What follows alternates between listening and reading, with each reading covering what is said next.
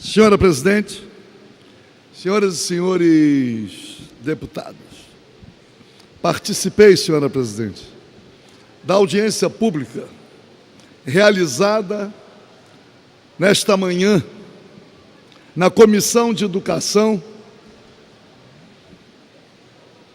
quando ouvimos as representações das três universidades estaduais, ou também Universidade do Estado do Rio de Janeiro, UERJ, a mais antiga, Universidade do Norte Fluminense, a UENF, e a nossa UESO, Universidade da Zona Oeste. Talvez, deputado Eliomar Coelho, tenha sido a audiência pública que mais constrangimento me causou ao longo de todos os anos em que estou aqui na Assembleia Legislativa. Constrangimento, primeiro, pela ausência de qualquer representante, a começar pelo secretário da Ciência e Tecnologia, de qualquer representante daquela secretaria. Deputado Pedro Fernandes tinha a obrigação, como secretário de Ciência e Tecnologia, de estar presente. Por outro lado, também, não houve a presença de nenhum deputado estadual da base do governo. Nenhum. Nem daqueles que integram a Comissão de Educação. A começar pelo líder do governo, deputado Edson Albertazzi, e também do deputado Tutuca, ex-secretário de Ciência e Tecnologia, que teve a ousadia de propor uma comissão parlamentar de inquérito para investigar a Universidade do Estado do Rio de Janeiro. Ousadia e cinismo, porque ele próprio esteve à frente da secretaria recentemente. E aí, senhora Presidente, ouvimos atentamente todas as manifestações. Reitoria, entidade representativa dos professores, do pessoal administrativo, ouvimos os alunos. O constrangimento começou a partir do momento em que uma conclusão unânime, um governo que não entende a importância de uma universidade, obviamente, há de ser sempre um governo fracassado. Por outro lado, um governo que não se dispõe sequer a debater o tema. Não se dispõe. Porque, no fundo, o projeto do governo consiste exatamente na destruição das universidades públicas no nosso Estado. Que não pode existir nenhuma outra explicação. Imaginar, senhora Presidente, relatos dizendo de professores recebendo cesta básica oferecida pelo MUSP. Professores. Outros servidores, a vergonha porque estão passando, que não recebem em dia a remuneração devida. Situação tão dramática que ainda, mais uma vez, constatamos tratamentos diferenciados, jogando, inclusive, integrantes de uma universidade contra os integrantes de outra universidade. Porque o patinho mais feio, que é a mais nova universidade, é o ESO. Nem campus tem. E aí, senhora presidente, depois de tudo que ouvimos,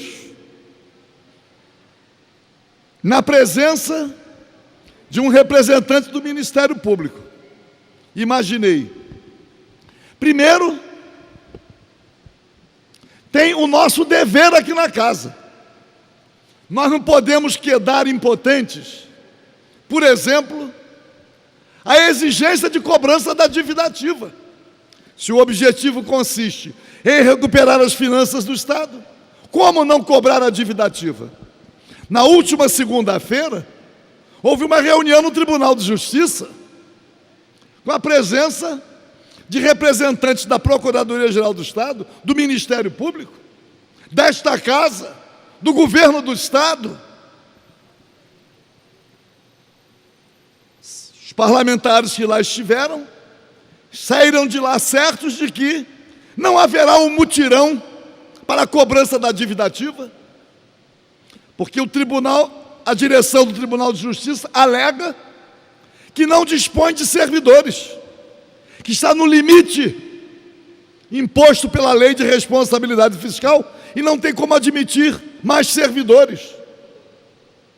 E disse, e aí, senhora presidente, que o sindicato dos serventuários da Justiça representava um obstáculo, porque não admitia a remoção de serventuário de uma área para participação na cobrança da dívida ativa. Fiz contato com a representação do sindicato e recebi a informação de que, ao contrário, os serventuários, através de seu sindicato, estão cobrando também o mutirão para a cobrança da dívida ativa. E aí, conversei nesta casa com o deputado Edson Albertassi, que lá estava, mas que representava também a base do governo. Comuniquei que a representação sindical, ao contrário. E aí, ficamos num impasse. A presidência do tribunal, ao dizer que o sindicato era um obstáculo, falava a verdade, e o representante do sindicato, quando diz que é ao contrário. Então é preciso que haja um encontro, que a cobrança da dívida ativa é uma exigência. Não é possível que o Estado, através da Procuradoria, não cobre a dívida ativa, e que o Tribunal de Justiça não disponibilize para o mutirão juízes e servidores e serventuários, e que o Ministério Público também vire as costas para essa atribuição, a colaboração que tem que dar. E aí, diante,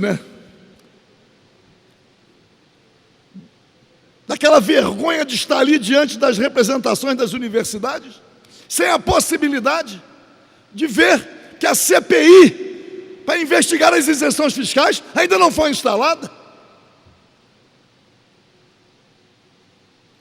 Há recusa do cumprimento do regimento para que o autor, deputado Marcelo Freixo, indique, como diz, mais um representante, deputado Eliomar Coelho. O impasse está atrasando algo que cabe ao Poder Legislativo fazer, porra. E aí sugeri ao representante da Defensoria Pública e ao representante do Ministério Público que, ao invés de ficar ajuizando ações tópicas aqui e ali, para fazer com que o Poder Executivo cumpra com suas obrigações, diante de diversos crimes de responsabilidade que estão sendo cometidos pelo governador do Estado e pelos secretários. Conclua, deputado. Que a Defensoria Pública e o Ministério Público, através de seus diretores maiores, Procurador-Geral de Justiça e Defensor Público-Geral, entre com a representação de crime de responsabilidade no Tribunal de Justiça contra os secretários e contra o governador aqui nesta casa. Porque há crimes de responsabilidade. E o governador e os secretários têm que ser responsabilizados. O único caminho também para colocar ordem no estado do Rio de Janeiro. Porque quando aqui ingressamos com representações pela prática de crime de responsabilidade, ou quando representações dos servidores públicos o fazem, as representações ficam engavetadas. Eu quero ver se o Procurador-Geral de Justiça entra com uma denúncia pela prática de crime de responsabilidade contra o governador do estado, aqui nesta casa, que é dever constitucional do Procurador-Geral de Justiça fazê-lo. Eu quero ver se será igualmente engavetada. Quero ver se o Tribunal de Justiça vai decidir, porque eu já ingressei no Tribunal de Justiça, deputada Fatinha, deputado Elemar Coelho, contra vários secretários, por crime de responsabilidade. E o Tribunal de Justiça, por sua maioria, o Pleno, decidiu que qualquer denúncia só cabe ao Ministério Público. Uma decisão que não corresponde àquilo que diz a lei que trata dos crimes de responsabilidade e nem a Constituição. Mas o Tribunal de Justiça decidiu. Se cabe ao Ministério Público denunciar, e o Ministério Público não denuncia, esta omissão é que determina a impunidade. Então, diante de todas aquelas representações das 3 universidades, procurei pelo menos dizer que a mobilização necessária, a pressão necessária, passa por fazer com que as denúncias de crime de responsabilidade não sejam engavetadas nesta casa, que o Procurador-Geral de Justiça e o Defensor-Geral também entrem com as representações, não apenas aqui contra o governador, mas também no Tribunal de Justiça contra os secretários que estão cometendo crimes de responsabilidade, levando o servidor público à situação de desespero em que eles se encontram e, ao mesmo tempo, a população sem qualquer atendimento. Portanto, nós vamos dar assim, louvar as universidades estaduais, que nesse caso, hoje de manhã, na Comissão de Educação, elas estavam ali representando uma luta contra o Estado mínimo, para que o Estado assuma suas responsabilidades públicas. Muito obrigado.